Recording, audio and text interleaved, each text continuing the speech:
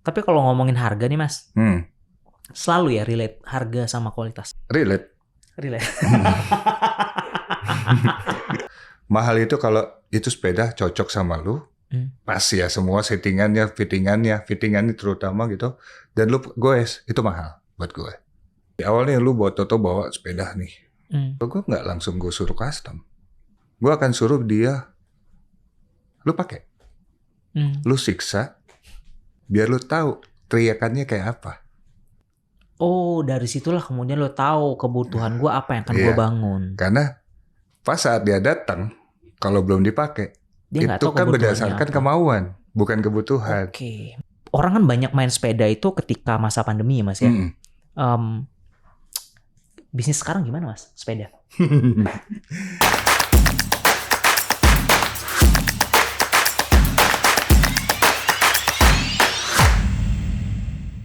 Guys, welcome back. This is Ganda speaking from Founder Talks by Samandana. Hari ini kita akan ngomongin sepeda karena sudah datang di studio kita suhunya sepeda, Mas Ari dari Sampurna Bike. Halo. Mas Ari, thank you for coming Mas. Thank you juga udah diundang. Gimana cerita dengkulnya Mas? Nggak ada, perih lah. Perih ya. Mas Ari ini adalah seorang, gua bilang lu sebagai hobis kali Mas ya. Hobis aja. Hobis dan pelaku bisnis juga ya Mas. Ya bisa dibilang gitu sih. By the way, Sampurna Bike ini di mana Mas?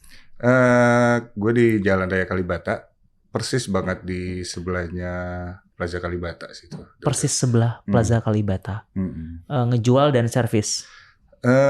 Lebih utamanya sih gue ke workshop ya. Workshop ya. Jadi ke bengkel lah. Bengkelnya ya. Secara umum. Oke.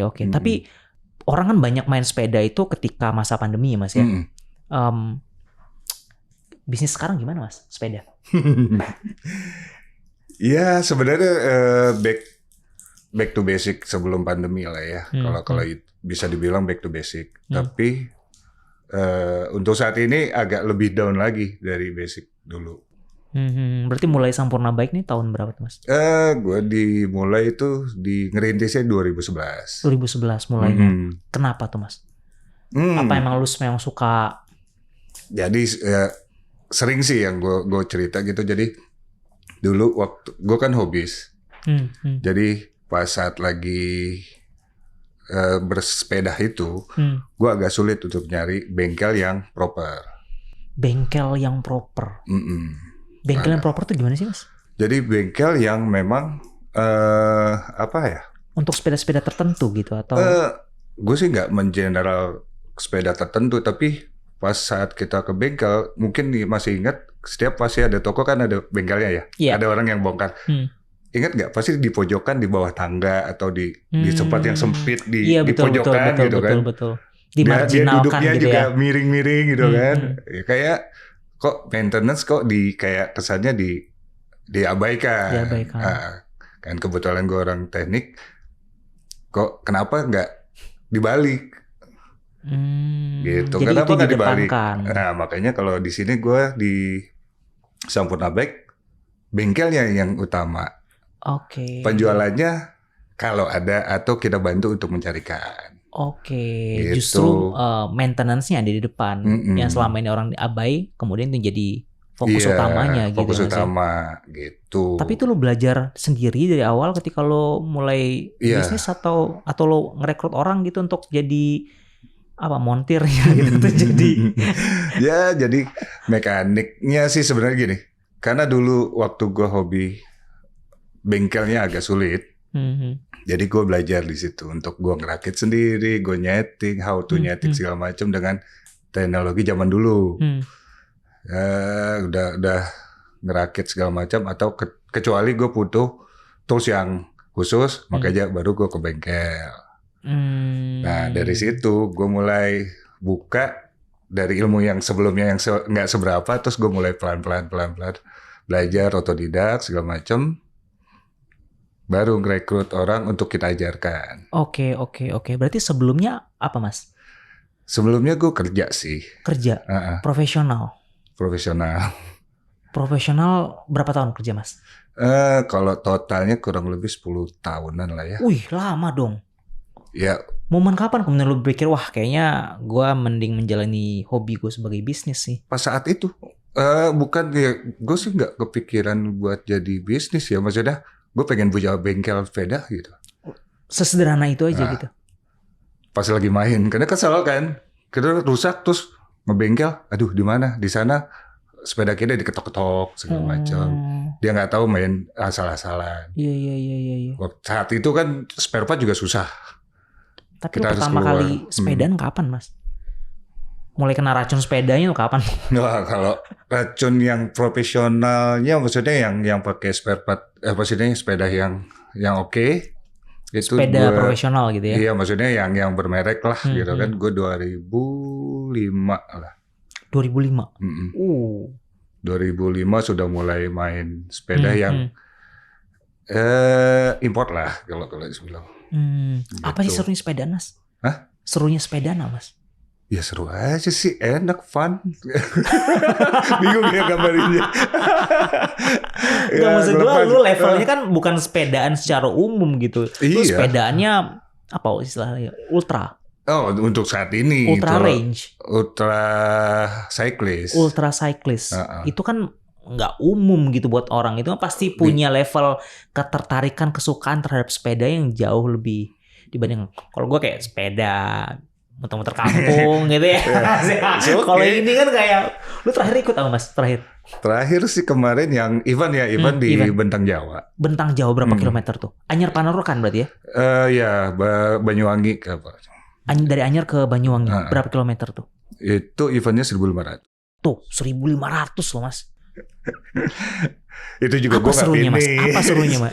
Terlepas dari tapi setidaknya punya guts untuk memulai itu kan pasti punya pengalaman jauh panjang gitu kan. Apa menariknya sepeda, Mas? Ya menariknya challenge aja sih, seru challenge-nya. Challenge-nya seru. Ya melawan diri sendiri, nggak mungkin bisa diulang sama orang lain. Itu aja sih. Nggak bisa diulang sama orang lain. Pengalaman kita nggak bisa diulang sama orang lain, dan kita sendiri nggak bisa ngulang. Betul. Tapi hal itu juga yang berlaku di bisnis sepeda. Nah, balik lagi. Kalau bisnis sepeda, kalau gue sih sekarang memang lagi lesu-lesunya ya. Ya, gue juga agak prihatin banyak teman-teman pembuka bisnis bengkel sepeda yang makin kemarin pas pandemi makin marak, rame. Gue seneng gitu, maksudnya mereka kebuka gitu bahwa ke bengkel itu sesuatu yang wajib gitu kan. Nah, banyak kan menjamur di Jakarta, di Indonesia terutama. Nah, sekarang banyak nih teman-teman yang pelaku bisnis bengkel pada tutup. Gitu, karena nggak siap. Karena pas bukanya kan pas lagi pandemi, rame. Betul. Pas lagi lesunya ngedrop. Oke. Gitu. Apa sebenarnya resepnya, Mas, untuk bisa terus bertahan?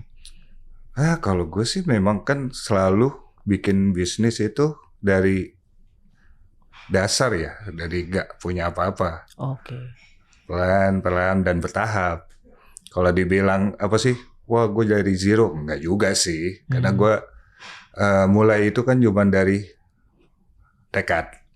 Gue punya tekad, gue pengen punya bengkel.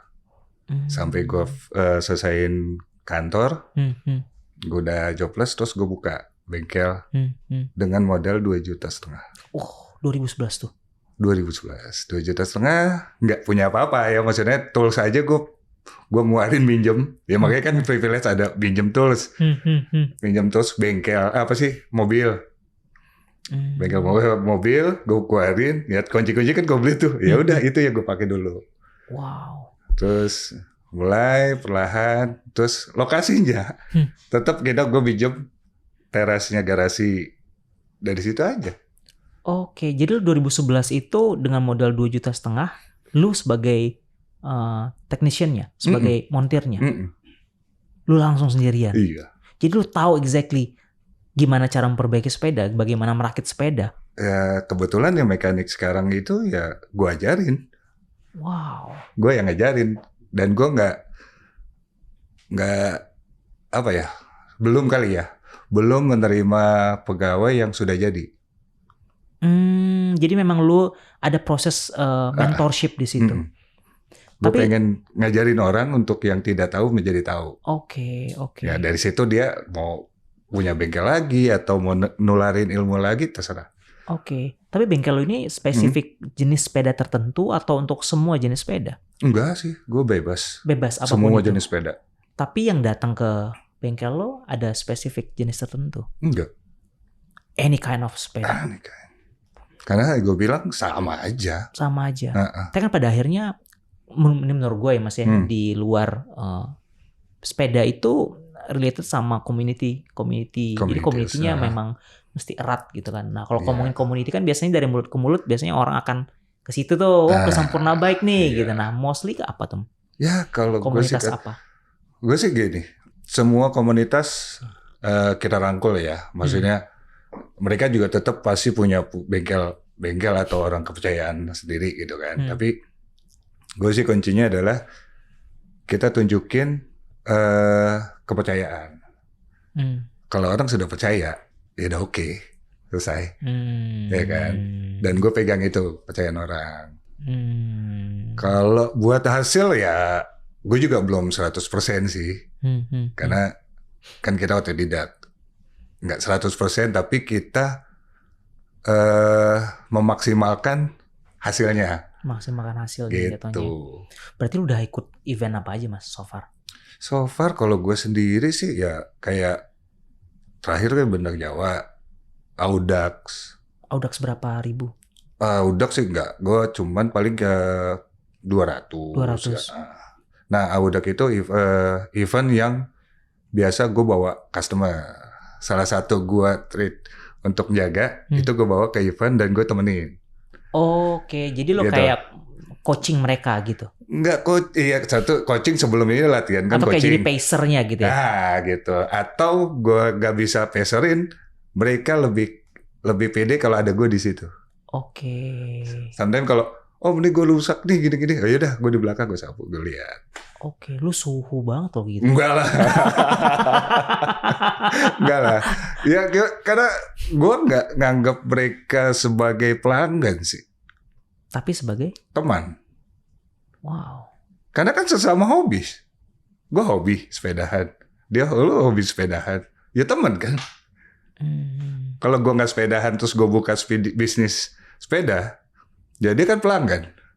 Oke, jadi bisnis karena gue nggak hobi gitu misalnya, dia pelanggan. Jadi bisnis dan hobi itu berkaitan erat ya mas, ya nggak bisa dipisahkan gitu ya. Kalau gue sih bilang itu. Oke, paling jauh berapa kilo mas sekali ikut? Sekali ikut ya kemarin sih 500-an. Bentang kilo. Jawa itu. Cerita dong mas, Bentang Jawa gimana? Bentang Jawa. Dari namanya aja udah sangat mengintimidasi tuh Bentang Jawa. Ya untuk saat ini memang event yang menjadi tolak ukur teman-teman sepedahan sih. Sepedahan ultra ya.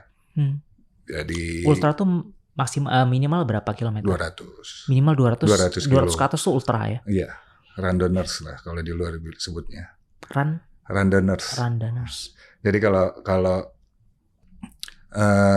Bentang Jawa itu ya memang saat ini menjadi tolak ukur, jadi target achievement lah kalau untuk sepedahan ultra. Berapa hari sih mas harus diselesaikan 1.500 tadi? Dia COT-nya sih seminggu.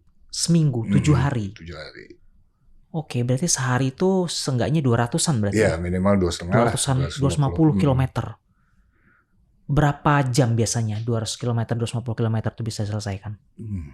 Itu bisa 12 jaman lah ya. 12 jam? 12 jam sampai ya itu kan belum tidur segala macam. Belum istirahat kan. Ya bisa 20 jam mungkin. Terus tidur di mana mas? Ya di mana aja. Ada ketentuan nggak sih tidur di mana gitu? Enggak, maksudnya harus kayak misalnya nyewa ada penginapan gitu boleh? Boleh. Tapi kalau minta tolong sama orang nggak boleh. Oh, kalau minta tolong sama orang nggak boleh? Nggak boleh. Rules-nya kan tidak boleh ditolong kan. Tidak boleh ditolong. Harus ngurusin semuanya serba sendiri. Semua serba sendiri? Sepeda rusak ya sendiri. cari solusinya. Pengalaman paling monumental lu di sepeda apa, Mas? Apa yang mau monumentalnya? Ketemu hal-hal yang gaib kah? Sudah Karena enggak. jatuhnya itu kan lu nginep di pinggir jalan juga kan. Iya. Makan, tidur di pinggir jalan. Dan Ya, kalau kalau harus istirahat ngejar ya ada pos ronda ya pos ronda. pos ronda. Ada gubuk-gubukan ya orang bilang itu angker ya kita kan nggak tahu ya udah istirahat aja dulu situ. Paling monumental lo apa? Apa ya? Ya tengah malam di tengah hutan sendirian dorong karena tanjakan ya itu paling itu sih. Yang kita lihat cuman ya center yang di sepeda itu aja. Kanan kiri udah nggak kelihatan apa-apa. Itu melampaui rasa takut ya Mas ya. Udah rasa takut Harus nggak ada lebih, lagi ya. udah harus Udah nggak boleh ada lagi ya. Nggak boleh ada lagi. Cuman lu sama alam aja udah. Iya. Pikiran lu harus lu bebasin soal gitu-gituan. Apalagi waktu itu kan momennya kan bulan Agustus ya. Tahu dong kalau di daerah kalau lagi 17-an mereka bikin boneka. Mereka bikin boneka. Boneka-boneka di gapura. Oke. Sekarang lebih dulu kan gapura-gapura tuh ditaruh boneka bentuknya bagus lah ya kayak pahlawan segala macam. Mereka sekarang lebih jahil. Boneka ya sesuatu yang kita malas lihatnya. Kayak pocong-pocongan, ditaruhnya di batu-batuan kan mereka pasti numpuk batu atau pojok-pojok. Ya kayak gitu udah. Kekonyolannya. Konyol, makanya akhirnya. Tapi itu menjadi kita kalau melihat itu, kita pikir itu boneka. Oke. Udah. Kita pikirnya gitu aja. Denialnya ya. Ya udahlah, kita oke, oh ya boneka itu, udah amat. Jadi kasihan mereka sih di sana, jadi dibilang palsu semua. Wah. ntar kalau semuanya palsu ntar nggak laku film-film horor ntar. Mas, by the way kalau impactnya pandemi udah lewat nih Mas terhadap bisnis, seberapa jauh Mas impactnya Mas? Wah, jauh banget sih. Jauh banget ya? Banget. Persentase berapa persentase? Aduh, soalnya gini, pandemi itu gue nggak bisa dibilang nggak masukin ke data sih kalau gue. Karena itu hitungan peak-nya tuh parah banget, serangan jantung kalau gue bilang. Nggak bisa compare. Nggak bisa. Gue bilang nggak bisa. Karena luar biasa. Perbedaannya. Jauh banget. Oke. Ya kalau logikanya ya, pendapatan sebulan, lo dapetin sehari. Jauh. Mau ngejar gimana? Jadi sekarang sebenarnya yang jadi backbone lo adalah komunitas. Ya komunitas teman. Gitu-gitu. Lo ikut komunitas apa Mas? Gue sih kemana aja. Gue mendeklar bahwa diri gue nggak mau bikin komunitas. Dan gue harus membaur ke semua komunitas. Oke. Tapi kalau lu main sepedanya sepeda long range ya berarti ya? Iya, semua ada sih. Cerita dong Mas, biasanya jenis sepeda itu apa-apa aja sih? Oh, kalau jenis sepeda sih banyak ya. Kan ada sepeda lipat, sepeda MTB, ada sepeda road bike, ada untuk 3 ini kan di Sally, sepeda lipat kan. Sepeda lipat ada yang 16-an, yang 3 lipatan, ada yang 2 lipatan, sebutannya kan gitu. Sub-subnya banyak. Jadi lipatan itu pengaruh terhadap apa Mas? Terhadap diameter? Compactnya sih. Oh, compact. Jadi kalau sepeda lipat kan dia menjualnya compact. Jadi pas kita apa sih namanya sebutannya multi transport ya? Multimoda. Jadi kalau dia dari rumah goes ke stasiun kereta dilipat, masukin, dia selesai turun di stasiun berikut yang dia tuju, dia goes lagi sampai kantor. Gitu aja. Kan basicnya itu. Oke. Makanya mereka ngejarnya makin compact, makin rigid, makin firm gitu. Itu. Sally kemudian? Terus MTB. MTB berarti yang buat gunung. Buat gunung ya. Di situ kan ada subnya, ada mountain bike ya.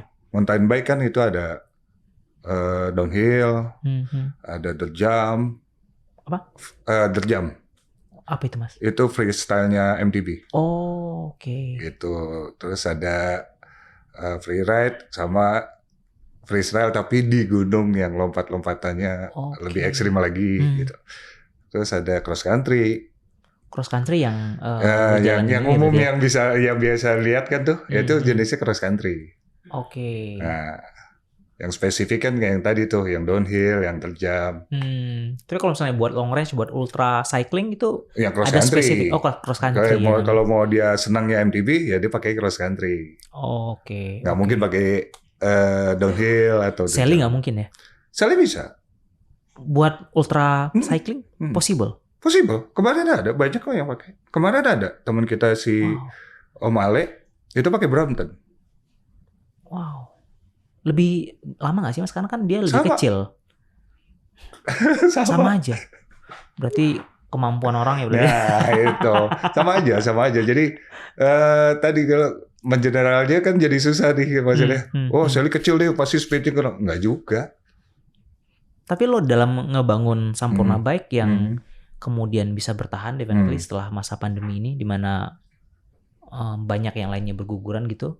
Selling point apa yang lo punya di Sampurna Bike? Ya, gue sih paling tetap mempertahankan kualitas. Kualitas gue paling tetap gue jaga. Ya, kepercayaan juga. Gitu, kepercayaan tetap gue jalin, lebih orang jadi lebih percaya. Karena kan dulu banyak, terus ini mulai kita ngais lagi nih orang-orangnya, dan yang main sepedanya kan sudah mulai berturunan juga kan. Apa yang mesti diperhatiin Mas untuk memaintain service tadi? Karena kan community based business gitu kan, which is gampang banget buat kalau satu orang nggak oke akan gampang banget gitu. Ya tadi sih kalau gue menjaga kepercayaan, kita jangan sampai ngebohongin, kesebutannya kan gitu, ngebohongin orang, main-main, apa ya, kayak jujur. Kalau kita memang nggak tahu, kita bilang nggak tahu, nggak bisa. Oke. Gitu. Jadi, wah ini kita nggak bisa, kita nggak maksa. Wah ini sulit nih, wah ini cuan nih gitu kan. Gue maksa nih, akhirnya nggak sesuai dengan ekspektasi orangnya kan. Wah jangan. Berarti lo menerima kayak model ngebangun sepeda gitu juga ya? Ada kriteria tertentu nggak sih Mas kalau misalnya penggunaan buat road bike gitu atau buat ultra bike gitu? Kalau orang mau ngebangun apa sih yang bisa diperhatiin? Ya tadi mau mainnya kemana? Saya kalau misalnya ultra. Iya makanya kalau satunya, gue mau bikin sepeda nih. Oke, sepeda apa ya? Gitu kan bingung kan? Oke, gue akan nanya, lo main sama siapa? Gue sendiri. Oke. Mainnya sukanya kemana? Profiling dulu ya. Iya dong.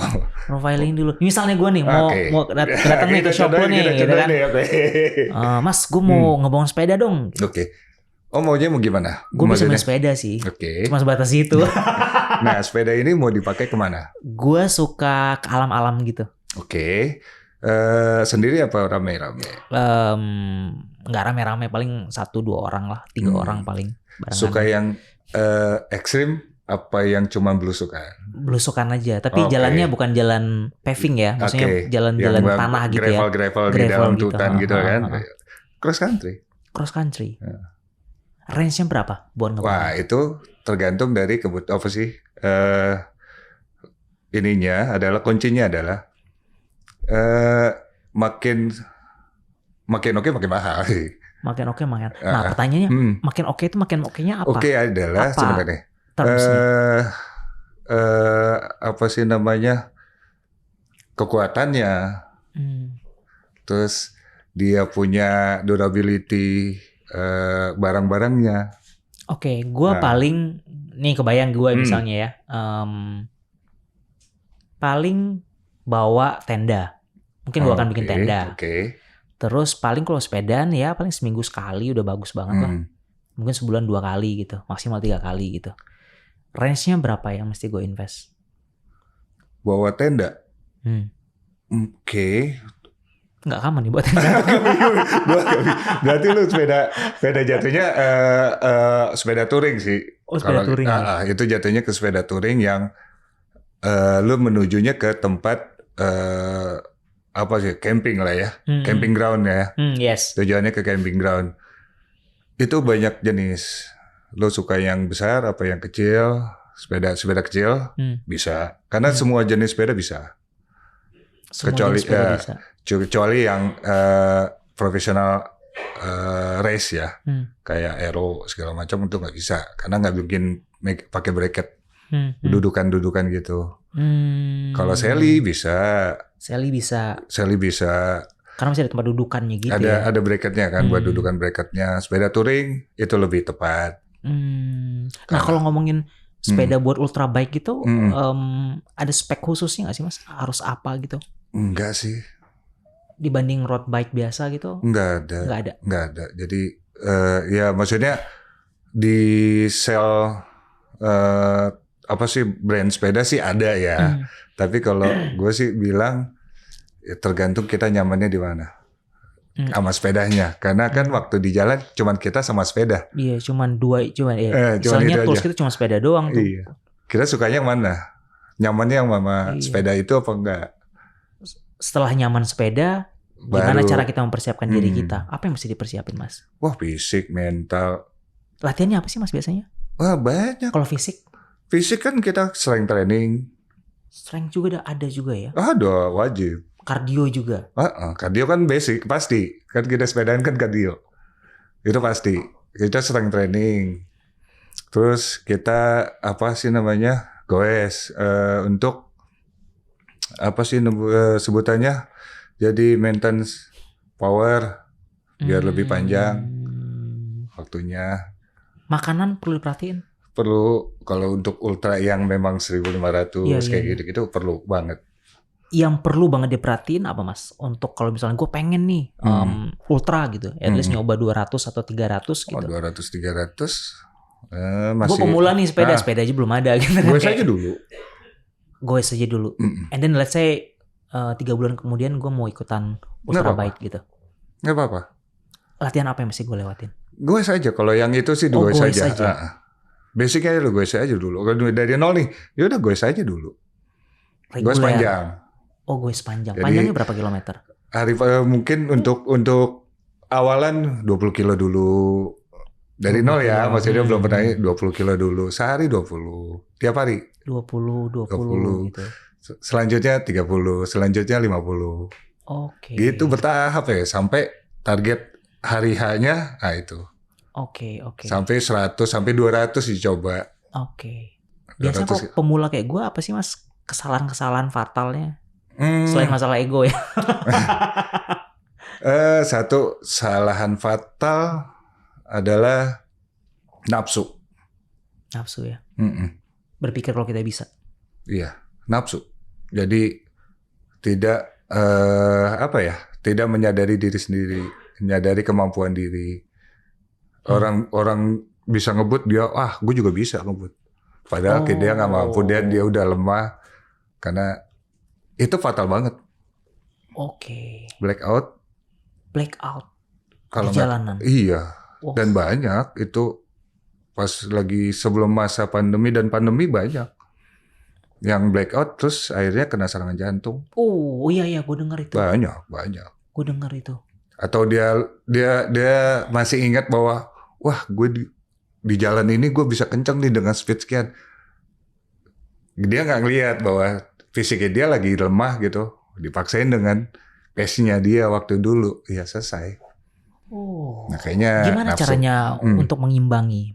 Kapan harus menahan diri dan mengukur diri? Ya di saat itu kita memang masih oke, ya kita goes. Tapi kalau udah misal heart rate kita udah over, ya stop. Tahun dari heart rate ya? Iya, kan kita di monitor. Heart rate monitor. Dari situ aja tahu sebenarnya. Terus kita udah mulai, ya udah, ya pasrah aja sih, udah maksudnya. Ya udah, sadar diri aja, udah stop. Sadar diri, mesti sadar diri. Selain itu apa lagi biasanya kesalahan-kesalahan para pemula, para newbie? Para newbie sih udah gitu. Ada sih ya, karena gini. Yang selalu gue tekankan itu. Soalnya fatal banget. Parah sih. Sampai blackout kan kita jadi nyesel banget kan. Ngasih tahu atau temen gitu jadi blackout terus ya amit-amit sampai kena serangan jantung. agak jadi nyesal aja sih.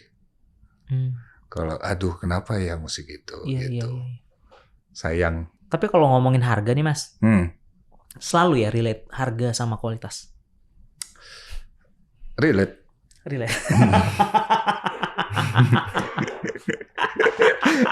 You get what you pay ya.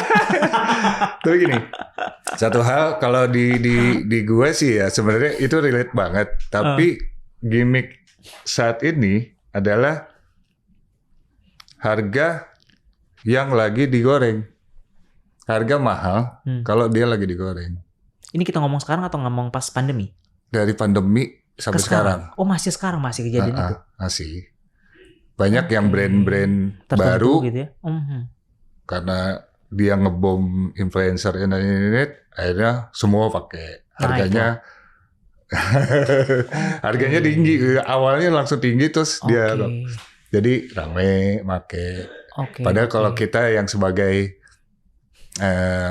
mekanik gitu kan, maksudnya yang tahu loh kan ini cuma segini. Iya. Lu tahu banget detail soalnya dalamnya tahu. Lu tahu jeroannya istilahnya kan. Apa karakteristik sepeda mahal selain harga? Sepeda bagus selain harga? Sepeda bagus juga harga, bingung juga. Atau cuma satu karakteristiknya harga gitu? Enggak juga sih nih. Kalau untuk bulat ke sepeda, bulat sepeda itu adalah mahal itu kalau itu sepeda cocok sama lu. Pas ya semua settingannya, fittingannya terutama gitu. Dan lu goes, itu mahal buat gue. Oh, jadi sebenarnya tingkat customisasinya ya? Terus kalau gue pribadi kalau ditanya, "Oh, ini sepeda gue mahal yo," gitu. Gue pengen tanya, "Udah berapa kilo dulu lu pakai sepeda ini?" Gue baru 20 kilo nih. Padahal udah 5 bulan dia beli. Murah buat gue. Yang ini 50.000 tapi tiap hari dia goes 20 kilo. Wah, mahal. Tingkat kemahalan ya buat logika gue bilang gitu. Bahwa sepeda itu harus dipakai, bukan dipajang. Sepeda itu bagus kalau dia dipakai, bukan buat dipajang. Soal sepeda yang buat dipakai lokal, kualitasnya oke. Kualitas lokal ya? Sudah bisa bersaing dengan brand-brand dari luar? Udah, banyak. Kan kayak Polygon kan sudah internasional. Polygon ya? United sudah. United juga. Udah. Kalau lu sendiri prefer apa nih? Brand apa? Kalau gue gini. Kalau gue kan tadi kita balik ke yang cocok ya. Ya, kecocokan karena larinya nih udah pace-nya gimana, dia bahannya apa. Itu ngambil udah ke situ. Terus karakternya tuh sepedanya kayak gimana? Karakter sepeda tuh gimana sih, Mas? Banyak, ada yang ngeflag, maksudnya ngayun, ada yang stiff. Ada yang flex sama stiffnya, itu ada berapa sian gitu. Kalau lu sendiri karakter sepeda seperti apa yang favorit lo? Wah, tergantung mainnya. Tempat mainnya. Jadi kalau untuk dalkotan ya gue nyari yang stiff. Kalau yang buat ultra ya gue nyari yang nyaman, yang ngeflag, agak ngeflag. Jadi kan agak ngayun ya, agak ngayun gitu. Jadi kalau ada bumpy masih keredam. Rekomen dong Mas, brand lokal. Aduh, sekarang deh. Oke. Dari seorang suhunya sepeda. Jangan lah, nanti aja ya. Nanti aja. Dia nggak mau ngerekomendasiin loh. Selama lu nanganin klien-klien lu, when it comes to ngebangun sepeda gitu ya Mas ya. Apa yang bisa lo kasih suggestion ke orang-orang kayak gue gitu yang baru mau bangun sepeda gitu? Untuk kemudian dapat sepeda yang lu bilang tadi custom buat gue yang sesuai sama lu, karena pada akhirnya sepeda yang nyaman itu yang paling sering lu pakai, which is tujuannya ke sana. Iya. Kalau gue sih awalnya ya, maksudnya dari awalnya lu bawa sepeda nih. Sepeda yang ada di rumah. Kalau gue nggak langsung gue suruh custom, dan malah gue akan benerin aja nih. Terus dia, gue gimana sih ya gini. Gue akan suruh dia, lu pakai, lu siksa, lu abuse, biar lu tahu teriakannya kayak apa.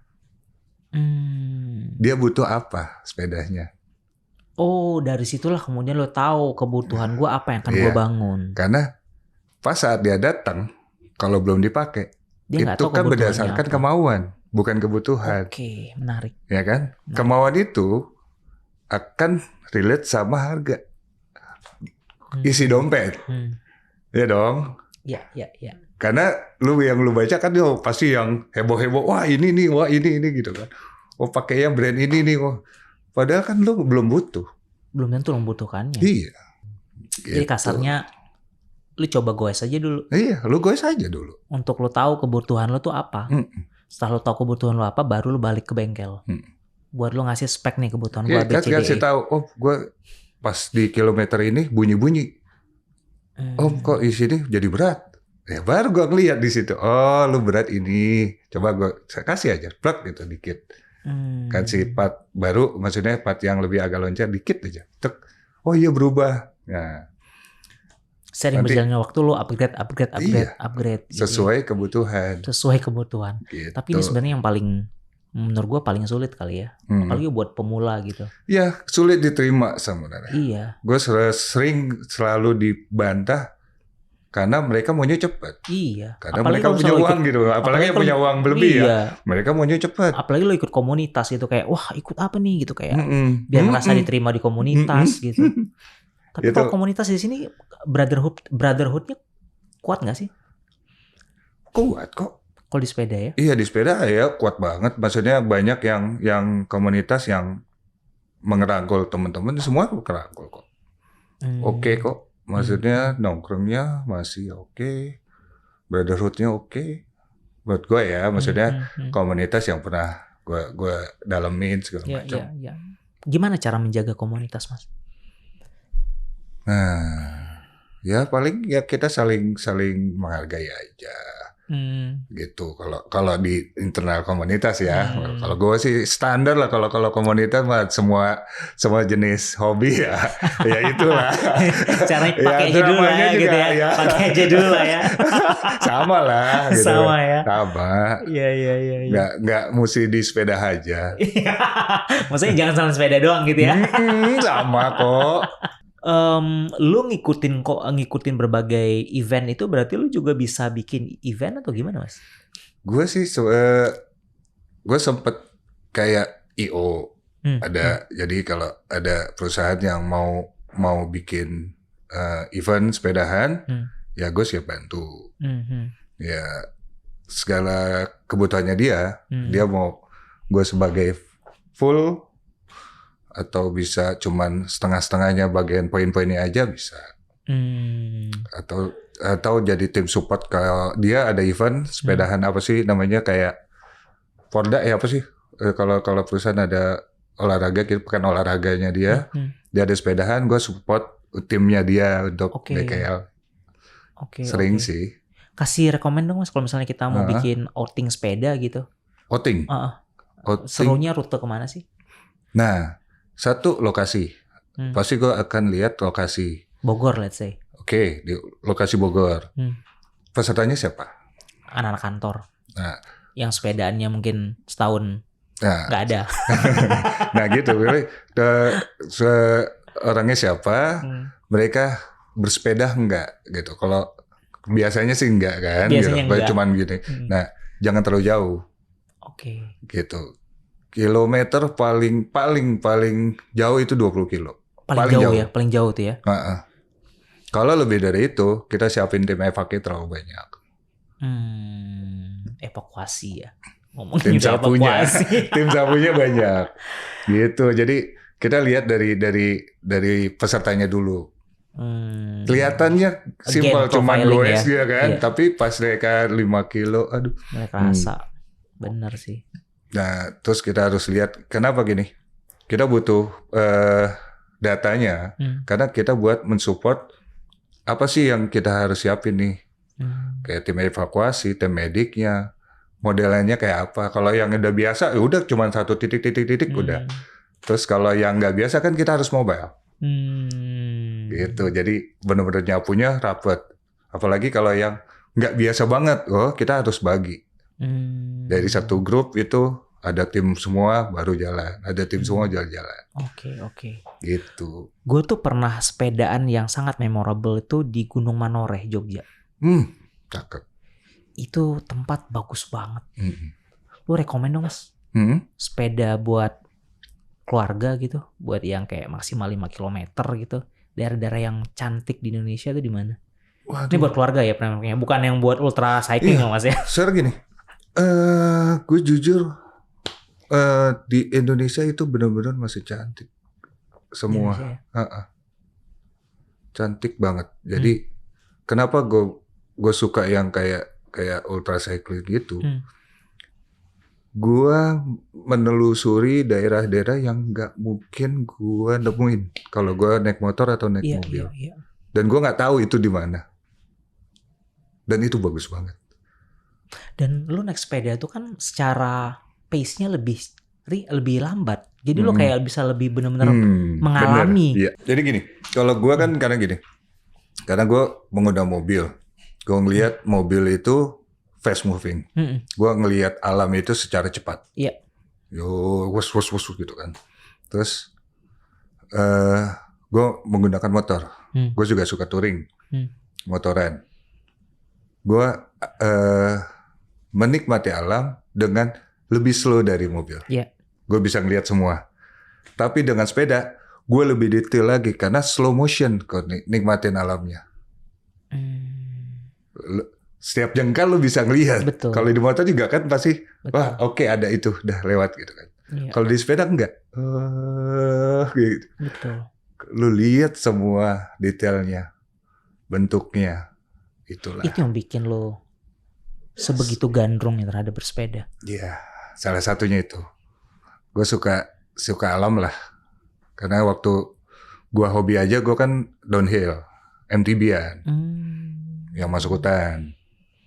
Gitu. Jadi pas ini ada sepedahannya sukanya ya waktu selian rame tuh, gue suka ke setiap kota, gue goes di sana. Bawa sepeda gitu ya. Sepeda. Iya. Gue sempat ke Lombok. Ya gue dari bandara gue buka karena seli kan, gue buka bandara packingannya, gue sepedahan. Keluar dari bandara. Keluar dari bandara gue sepedahan sampai apa? Sekarang sirkuit apa? Mandalika. Gue sampai Mandalika bawah. Tadinya mau muter sampai ke Senggigi. Dilarang sama orang sana. Untuk saat itu ya. Iya. Wah nggak boleh Pak, ya, jangan. Tidak disarankan. Oh yaudah. Karena waktu ya akhirnya gue loading ke Senggigi. Oke. Menurut lo the best mungkin the best view gitu ya untuk sepedaan tuh di mana? Atau paling enak sepedaan tuh di mana? Di kota apa? Atau di mana? Semua. Kalau gue bilang semua di mana aja. Even di Jakarta maksud lo? Kalau Jakarta kan kita tinggal di sini ya. Ya kita kan pasti nemuin serunya di Jakarta lah pas saat lu orang semua lagi tidur. Kayak tengah malam sampai subuh. Itu night ride. Coba lu goes ke dalam kota. Lu muter-muter seru. Beda dengan lu kalau tengah malam. Betul sih. Ya keluar mungkin lagi maksud gua orang kan kalau malam kan kadang-kadang nggak terlalu awas gitu kalau misalnya bawa mobil gitu, jadi lebih sepi. Pokoknya intinya jangan malam Minggu dan malam Sabtu lah ya. Itu bahaya itu memang. Orang pada nggak sadar semua. Nggak sadar semua orang. Ya kita bisa nentuin lah. Pokoknya kan situ kan udah ada jalur sepeda. Ya kita tentuin jalur di situ. Enak di Jakarta tuh malam. Iya. Nggak ketemu klakson, nggak ketemu polusinya yang nggak terlalu banyak, panasnya. Iya benar sih. Wah lampu-lampu Jakarta cakep kalau tengah malam. Jadi dalam arti lain lu bilang bahwa kalau mau menikmati Jakarta dengan bersepeda, lakukan malam hari. Malam gitu ya? hari. Atau pagi hari sama apa sih? Pagi banget. Paginya jam 3 gitu, jam 4. Jam 4. Jam 4. Iya. By the way, ngomong-ngomong downhill, itu kan kalau gue di YouTube ada yang kompetisi yang masuk gang-gang kecil terus ke rumah-rumah gitu. Sekali ini ya. Lu pernah ikutan gitu juga Mas? Oh enggak, udah. Pas gua kan sempat vakum. Ya ada kerjaannya juga. yang harus keluar kota dan nggak bisa, akhirnya gue vakum. Berarti sekarang lo memang fokusnya di ultra cycling. Nggak juga sih. Kebetulan bersepeda lah yang ngomongnya. bersepeda lah ya. Bersepeda is your life lah ya.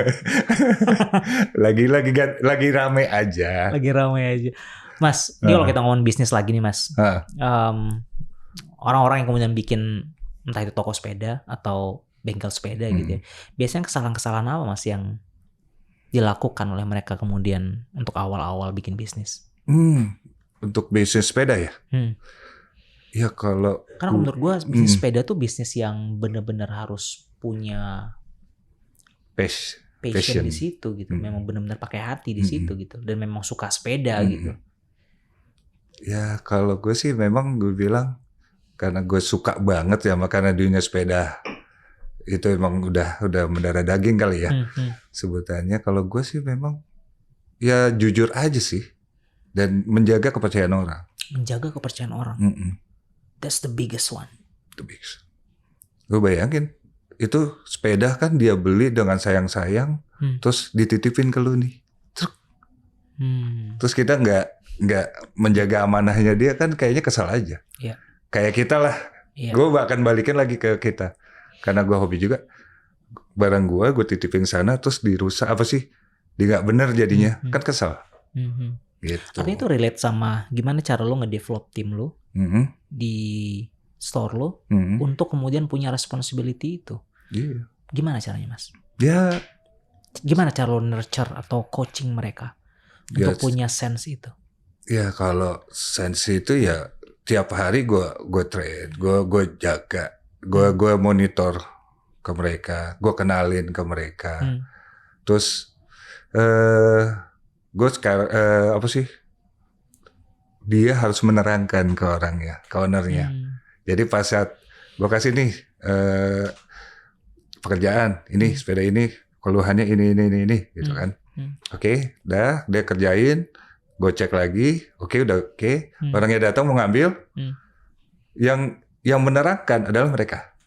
Oke, yuk silakan ngobrol. Jadi lu harus mencapaikan bahwa kemarin gue ngerjain ini, gue nemunya ini, gitu. Jadi lo kayak ngasih kesempatan buat mereka juga untuk pegang kendali gitu lah. Bagaimana caranya nge-treat klien. Bertanggung jawab sih. Bertanggung jawab. Bagaimana menghadapi orang gitu. Biar mereka dapat sense juga bahwa ini tuh hal yang sangat berharga loh buat pemiliknya gitu. Terus kan buat dia juga jadi pengalaman bahwa nanti kalau syukur-syukur dia punya rezeki untuk membuka sendiri, ya itu kan jadi itu ladang. Itu lo tanamkan juga Mas di tim lo. Bahwa suatu saat kalian juga harus punya kesempatan untuk punya usaha sendiri. Nggak harus sih, pasti punya kesempatan. Kalau harus kan wajib nih ya. Pasti punya kesempatan itu, tapi gue bilang, gue selalu bilang, saya tidak suka kalau kalian keluar dari sini bekerja ke orang lain lagi. Oke. Gitu. Saya tidak suka. Tapi kalau saya sukanya adalah kalian keluar dari sini, kalian buka. Saya akan support. Lu concern sama ngedevelop orang ya Mas ya? Ya salah satu apalagi gue punyanya. Kan cuman itu aja. Dan gue lebih suka, dulu juga gue sukanya di orang ngasih tahu, gue paling nyerap tuh. Seneng sama orang Basirnya kalau orang share ilmu gitu. Wah gue seneng banget nih. Itu gue develop juga ke anak-anak. Apakah ngedevelop orang dan menjaga kepercayaan tadi adalah salah satu hal yang paling sulit untuk ngebangun bisnis ini? Iya sih, buat gue. Dua hal itu yang paling sulit. Iya, soalnya nggak semua orang yang bisa percaya langsung sama lo. Betul sih. Betul. Ya kan? Nggak semua orang juga bisa di-develop. Betul. Dan mau di-develop. Masalahnya lebih ke mau di-develop atau enggak. Karena enggak semua orang juga mau melakukan itu. Nggak semua yang bisa nerima, dia bisa tahu maksud kita ini. Bener. Gitu. Mas, kalau orang kemudian mau bikin bisnis nih yang community based gitu. Any suggestion, Mas? Jenisnya atau apanya? Apa yang mesti dipersiapkan gitu. Karena community based itu kan it's a very specific business model gitu. Iya. Lu cintai dulu lah apa yang lu mau buka. Betul. Gitu. Lu cintain aja dulu. Betul. Karena gini, Kalau lu udah mencintai, lu buka itu kan tidak menargetkan cuannya lebih dulu. Lu cintai, lu buka. Ada yang datang, lu syukurin. Lama-lama ada aja ya, Mas. Rame. Lama-lama ada aja pasti. Ada aja. Oke. Cintai dulu. Value lu apa sih, Mas? Value apa nih? Value hidup lu. Selain nurturing orang mungkin. Ya, kalau gue sih basic ya. Mencoba sadar diri. Bukan sadar diri. Enggak sih, berguna aja sih. Berguna aja. Berguna untuk orang lain aja. Senang aja sih. Kalau gue bisa melakukan sesuatu gitu, lu minta tolong terus gue beres, seneng aja. That's it. Menjadi berguna buat orang lain, Mas ya. Mas, terakhir, apa plan kedepannya buat Sampurna Bike? Plan kedepannya sih gue pengen lebih profesional lagi ya, karena gini, untuk saat ini perkembangan lah ya. Perkembangannya kan sudah lebih ke profesional. Ya, profesional adalah bisa dibilang kalau orang itu sudah punya sertifikat. Ya kan? Yeah. Nah, ya di Indonesia kan kelihatannya itu kan. Dia sertifikat. Pasti profesional. Yeah. Gitu. Jadi target gue saat ini, gue pengen kru gue itu punya sertifikat. Oke. Dan kebetulan memang belum sertifikat. Tapi ada lembaga yang mengeluarkan itu, Mas? Ada. Oke. Ada dua sertifikat yang internasional memang. UCI. Oke. Di luar sana di Swiss. Wow. Jadi ya luar sana. Amin. Mudah-mudahan. Amin. Ya, itu memang kalau sudah sertifikat itu lo bisa meng-create semua event balapan, event sepedahan yang profesional. Oke. Gitu. Wow. Jadi targetnya itu. Tadinya sebelum pandemi gue pengen buka mechanic school gitu dulunya. School. Dulunya. Targetnya karena kan gue demen develop gitu. Iya. Tadinya gue mau narik terus mau bikin karena itu salah satu peluang yang belum ada di sini. Untuk kemudian bikin sebuah program gitu ya, program bagaimana ngedevelop orang terus mensertifikat orang itu di Indonesia. Oke. Jadi mekanik sepeda ya nggak sebelah mata lagi ya jadinya. Jadi kayak mekanik yang profesional, job yang lain gitu kan. Seperti Siap kalau gitu. Oke. Mas Adi, thank you so much. Sama-sama. Teman-teman, thank you so much for watching this episode. Karena hari ini kita belajar banyak bagaimana kita harusnya sebagai leader harus juga mampu untuk membangun orang, mendevelop orang. Sehingga keberadaan kita akan berguna lebih banyak untuk orang-orang sekeliling kita. Saya Ganda and this is Founder Talks by Samandana.